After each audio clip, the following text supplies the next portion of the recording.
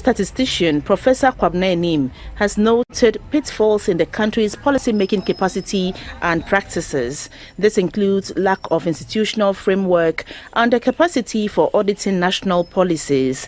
The statistician emphasized that happiness, livelihood transformation, and economic development have not been adequate. He attributed the problem to gaps in the building of human capacity for policy and also non-availability of national frameworks for assessing policy options. We need to demonstrate how our policy recommendations align with government policies and whether they satisfy a criteria for debating national policies.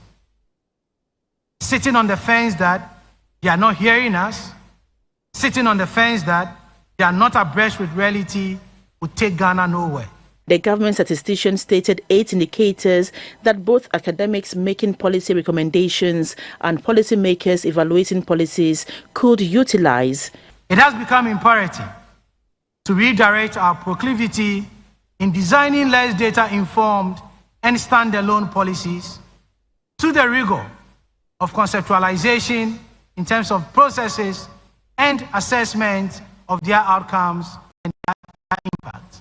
And this is where we should be headed as a community, both from the academic point of view and policy-making point of view.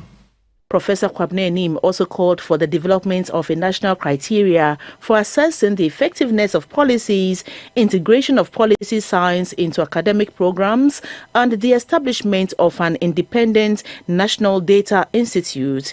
He stressed that the country needs to look as far back as the 1960s and do an audit of the different policies that have been implemented, identify where we went wrong, and see how to correct them.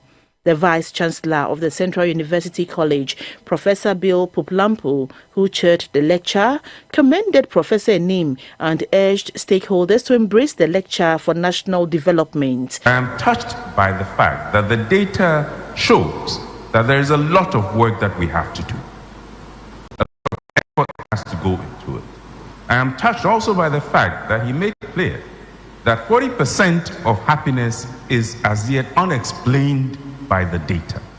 For myself as a psychologist and a person of faith, I lean towards saying there is something out there that we are yet to put our finger on.